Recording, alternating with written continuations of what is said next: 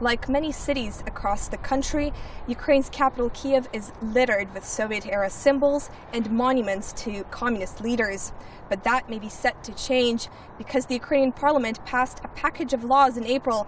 One of those laws, in its own words, bans Nazi and communist propaganda as well as symbols. I'm here in the capital beside one of the biggest communist monuments in Kyiv. It's called the Motherland Statue, and at the base of it lies the National World War II Museum. It was opened in 1981 by the then Soviet leader Leonid Brezhnev. The statue is one of the most striking pieces of Soviet architecture in Kyiv.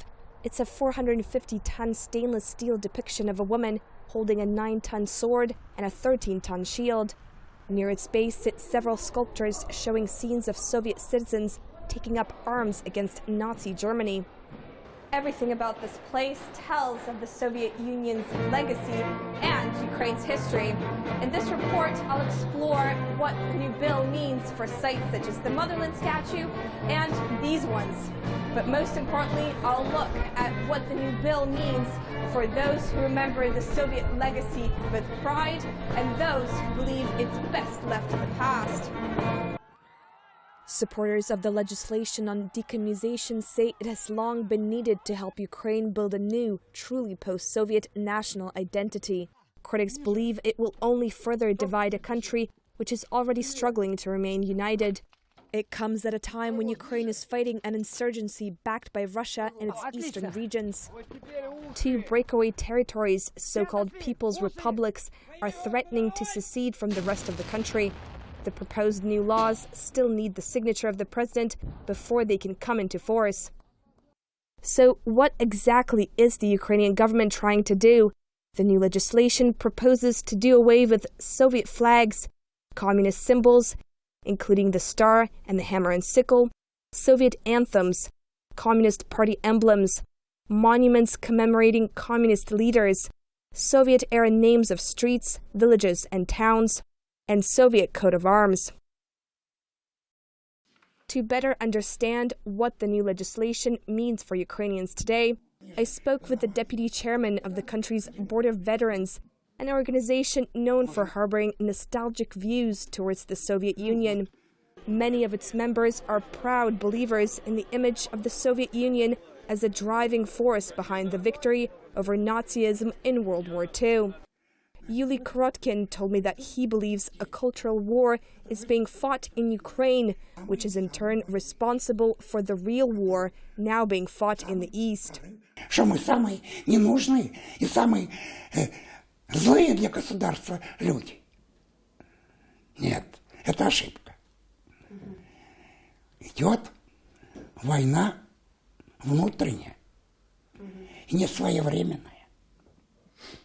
И одним из результатов и является то, что происходит на Востоке. One of the veterans' biggest concerns is that the Ukrainian government is using the new laws as a pretext to clamp down on freedom of expression. But that has been flatly rejected by Yuri Shukevich, a member of the Ukrainian parliament and one of the authors of the package of laws on decommunization. The issue is one which for him hits very close to home. The son of Roman Shukevich, a militant Ukrainian nationalist, Yuri lost his sight during the nearly 30 years that he spent in prison and exile during the Soviet era. Дехто так каже, що це є заборона ідеології. Ні, законами ідеології не заборониш. Ідеологію треба інакше боротись, переконувати людей, усвідомлювати, що ця ідеологія нам несла і несе по сьогоднішній день. The 82-year-old politician has tried to dismantle fears that the new legislation targets World War II Red Army veterans. Дехто хоче підмінювати поняття і кажуть, що тим, які були на фронті і таке інше, заборонять носити ті радянські ордени, медалі. Це неправда. Зовсім не так. Хай вони собі носять і будуть доношувати ці медалі. Ukraine would be far from the first ex-Soviet state to ban Soviet propaganda. Most former Soviet bloc countries and the Baltic states have had policies of decommunization in place for many years.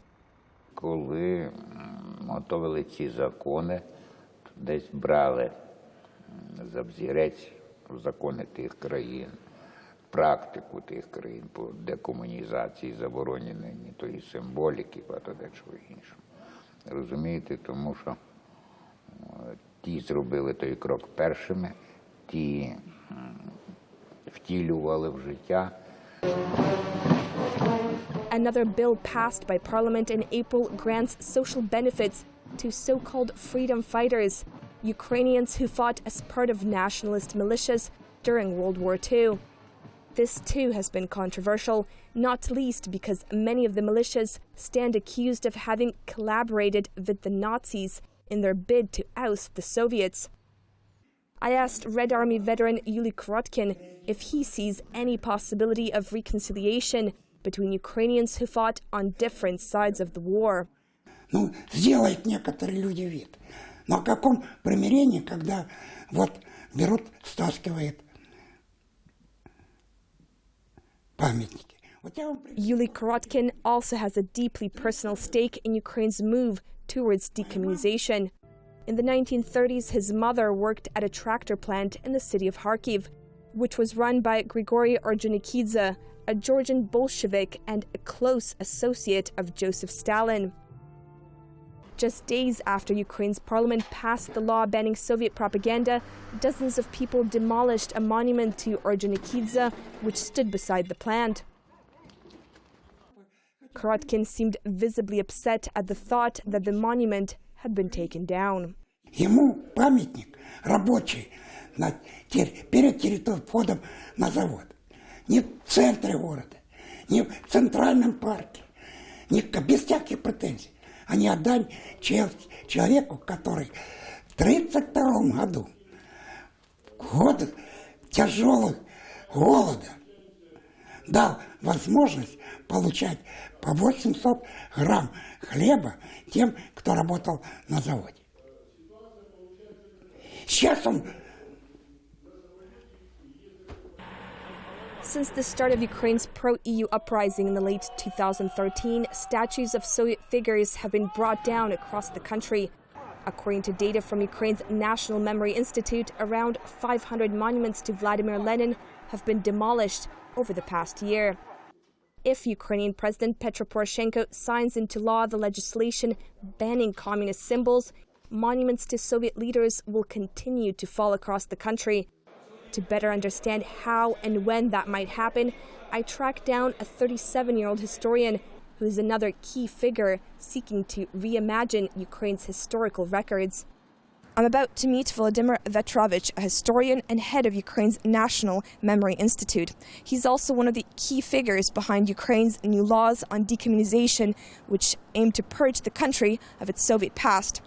Interestingly enough, his office is located in the same building as that of the National Board of Veterans, an organization which strongly opposes the ban. The Institute of National Memory is a think tank tasked with providing objective records on state repressions in Ukraine. Its chief, Volodymyr Vetrovich, rejects accusations that the decommunization laws are an attempt to restrict freedom of speech. Закон, який забороняє комуністичну ідеологію, це хибна думка, тому що ідеологію заборонити не можна. Ідеологія – це певна система цінностей, вірувань, які є всередині в голові. З ідеологією могли боротися тільки комуністи, які намагалися якось переформатовувати мислення інших. Ми не намагаємося боротися з ідеологією, ми намагаємося боротися з пропагандою тоталітарного режиму. Vetrovich says he believes that the controversy surrounding the use of communist symbols in relation to Ukraine's war veterans has come about as a result of Russian propaganda. Ми часто бачимо, що цих ветеранів просто використовують як певну політичну зброю для того, щоб дискредитувати українську владу. Між іншим, російські медіа нещодавно поширили інформацію про те, що нібито згідно закону про засудження комуністичного режиму хтось буде зривати ордени з радянських ветеранів, якщо вони вийдуть 9 травня, що є абсолютно брехнею і неправдою. The bill which bans Soviet-era symbols now sits with Ukraine's president and requires only his signature to become law. If Petro Poroshenko does put pen to paper, Ukraine will join a number of former Soviet states who have taken similar measures. Many of those countries are now successful EU and NATO members. But the legislation comes amid Ukraine's fight against a hybrid Russian war in its eastern regions that has left many asking if this is just the latest stage in an increasingly sophisticated information war. Or is this the beginning of Ukraine's long sought-after national identity? For Ukraine Today, this is Tamara Rozouvan in Kyiv.